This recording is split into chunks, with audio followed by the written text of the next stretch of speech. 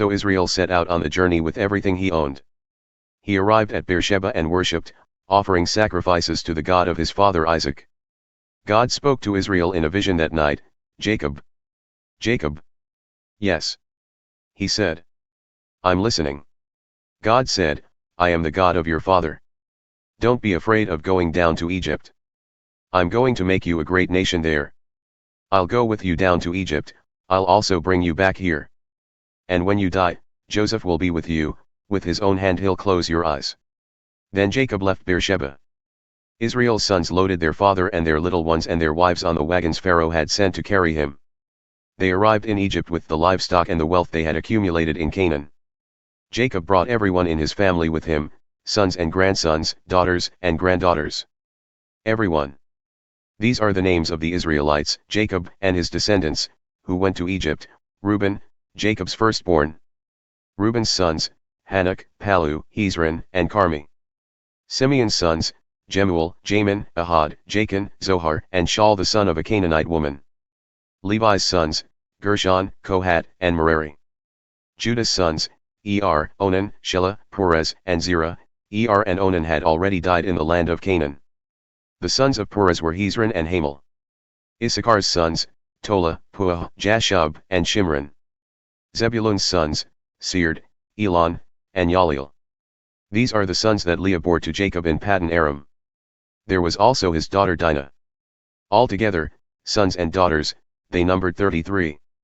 Gad's sons, Zephon, Haggai, Shani, Esban, Eri, Arodi, and Areli. Asher's sons, Imnah, Ishva, Ishvi, and Beriah. Also their sister Sarah, and Beriah's sons, Heber and Malkiel. These are the children that Zilpah, the maid that Laban gave to his daughter Leah, bore to Jacob, 16 of them. The sons of Jacob's wife Rachel were Joseph and Benjamin. Joseph was the father of 2 sons, Manasseh and Ephraim, from his marriage to Asenath daughter of Potiphera, priest of On. They were born to him in Egypt. Benjamin's sons were Bela, Becher, Ashbel, Gera, Naaman, Ai, Rosh, Muppim, Huppim, and Ard. These are the children born to Jacob through Rachel, 14. Dan's son, Hushim. Naphtali's sons, Yaziel, Guni, Jezer, and Shillem. These are the children born to Jacob through Bilhah, the maid Laban had given to his daughter Rachel, 7.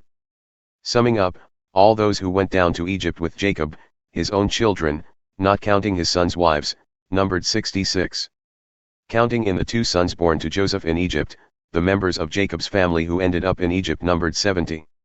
Jacob sent Judah on ahead to get directions to Goshen from Joseph. When they got to Goshen, Joseph gave orders for his chariot and went to Goshen to meet his father Israel. The moment Joseph saw him, he threw himself on his neck and wept. He wept a long time. Israel said to Joseph, "I'm ready to die. I've looked into your face, you are indeed alive." Joseph then spoke to his brothers and his father's family. "I'll go and tell Pharaoh, my brothers and my father's family, all of whom lived in Canaan, have come to me. The men are shepherds, they've always made their living by raising livestock. And they've brought their flocks and herds with them, along with everything else they own. When Pharaoh calls you in and asks what kind of work you do, tell him, 'Your servants have always kept livestock for as long as we can remember, we and our parents also.' That way he'll let you stay apart in the area of Goshen, for Egyptians look down on anyone who is a shepherd." Joseph went to Pharaoh and told him, "My father and brothers with their flocks and herds and everything they own have come from Canaan. Right now they are in Goshen." He had taken 5 of his brothers with him and introduced them to Pharaoh. Pharaoh asked them, "What kind of work do you do?" "Your servants are shepherds, the same as our fathers were. We have come to this country to find a new place to live. There is no pasture for our flocks in Canaan. The famine has been very bad there. Please, would you let your servants settle in the region of Goshen?" Pharaoh looked at Joseph. "So, your father and brothers have arrived, a reunion. Egypt welcomes them. Settle your father and brothers on the choicest land, yes, give them Goshen. And if you know any among them that are especially good at their work, put them in charge of my own livestock." Next Joseph brought his father Jacob in and introduced him to Pharaoh. Jacob blessed Pharaoh. Pharaoh asked Jacob, "How old are you?" Jacob answered Pharaoh, "The years of my sojourning are 130, a short and hard life and not nearly as long as my ancestors were given." Then Jacob blessed Pharaoh and left. Joseph settled his father and brothers in Egypt, made them proud owners of choice land. It was the region of Ramses, that is, Goshen, just as Pharaoh had ordered. Joseph took good care of them, his father and brothers and all his father's family, right down to the smallest baby. He made sure they had plenty of everything. The time eventually came when there was no food anywhere. The famine was very bad. Egypt and Canaan alike were devastated by the famine. Joseph collected all the money that was to be found in Egypt and Canaan to pay for the distribution of food. He banked the money in Pharaoh's palace. When the money from Egypt and Canaan had run out, the Egyptians came to Joseph. Food. Give us food. Are you going to watch us die right in front of you? The money is all gone. Joseph said, bring your livestock. I'll trade you food for livestock since your money's run out. So they brought Joseph their livestock. He traded them food for their horses, sheep, cattle, and donkeys. He got them through that year in exchange for all their livestock. When that year was over, the next year rolled around and they were back, saying, Master, it's no secret to you that we're broke, our money's gone and we've traded you all our livestock. We've nothing left to barter with but our bodies and our farms. What use are our bodies and our land if we stand here and starve to death right in front of you? Trade us food for our bodies and our land. We'll be slaves to Pharaoh and give up our land. All we ask is seed for survival, just enough to live on and keep the farms alive. So Joseph bought up all the farms in Egypt for Pharaoh. Every Egyptian sold his land, the famine was that bad. That's how Pharaoh ended up owning all the land and the people ended up slaves. Joseph reduced the people to slavery from one end of Egypt to the other. Joseph made an exception for the priests. He didn't buy their land because they received a fixed salary from Pharaoh and were able to live off of that salary. So they didn't need to sell their land. Joseph then announced to the people, here's how things stand, I bought you and your land for Pharaoh. In exchange I'm giving you seed so you can plant the ground.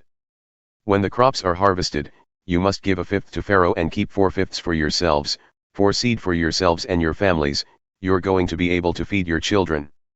They said, you've saved our lives. Master, we're grateful and glad to be slaves to Pharaoh. Joseph decreed a land law in Egypt that is still in effect, a fifth goes to Pharaoh. Only the priests' lands were not owned by Pharaoh. And so Israel settled down in Egypt in the region of Goshen. They acquired property and flourished. They became a large company of people. Jacob lived in Egypt for 17 years. In all, he lived 147 years. When the time came for Israel to die, he called his son Joseph and said, do me this favor. Put your hand under my thigh, a sign that you're loyal and true to me to the end. Don't bury me in Egypt. When I lie down with my fathers, carry me out of Egypt and bury me alongside them. I will, he said. I'll do what you've asked. Israel said, promise me. Joseph promised. Israel bowed his head in submission and gratitude from his bed. Sometime after this conversation, Joseph was told, your father is ill. He took his 2 sons, Manasseh and Ephraim, and went to Jacob. When Jacob was told, your son Joseph has come, he roused himself and sat up in bed. Jacob said to Joseph, the strong God appeared to me at Luz in the land of Canaan and blessed me. He said, I'm going to make you prosperous and numerous. Turn you into a congregation of tribes, and I'll turn this land over to your children coming after you as a permanent inheritance. I'm adopting your 2 sons who were born to you here in Egypt before I joined you, they have equal status with Reuben and Simeon. But any children born after them are yours, they will come after their brothers in matters of inheritance. I want it this way because, as I was returning from Paddan, your mother Rachel, to my deep sorrow, died as we were on our way through Canaan when we were only a short distance from Ephrath, now called Bethlehem. Just then Jacob noticed Joseph's sons and said, who are these? Joseph told his father, they are my sons whom God gave to me in this place. Bring them to me, he said, so I can bless them. Israel's eyesight was poor from old age, he was nearly blind. So Joseph brought them up close. Old Israel kissed and embraced them and then said to Joseph, I never expected to see your face again, and now God has let me see your children as well. Joseph took them from Israel's knees and bowed respectfully, his face to the ground. Then Joseph took the 2 boys, Ephraim with his right hand setting him to Israel's left, and Manasseh with his left hand setting him to Israel's right, and stood them before him. But Israel crossed his arms and put his right hand on the head of Ephraim who was the younger and his left hand on the head of Manasseh, the firstborn. Then he blessed them, the God before whom walked my fathers Abraham and Isaac, the God who has been my shepherd all my life long to this very day, the angel who delivered me from every evil, bless the boys. May my name be echoed in their lives, and the names of Abraham and Isaac, my fathers, and may they grow covering the earth with their children. When Joseph saw that his father had placed his right hand on Ephraim's head, he thought he had made a mistake, so he took hold of his father's hand to move it from Ephraim's head to Manasseh's, saying, "That's the wrong head. Father, the other one is the firstborn, place your right hand on his head." But his father wouldn't do it. He said, "I know, my son, but I know what I'm doing. He also will develop into a people, and he also will be great. But his younger brother will be even greater and his descendants will enrich nations." Then he blessed them both. Israel will use your names to give blessings, may God make you like Ephraim and Manasseh. In that he made it explicit, he put Ephraim ahead of Manasseh. Israel then said to Joseph, "I'm about to die. God be with you and give you safe passage back to the land of your fathers.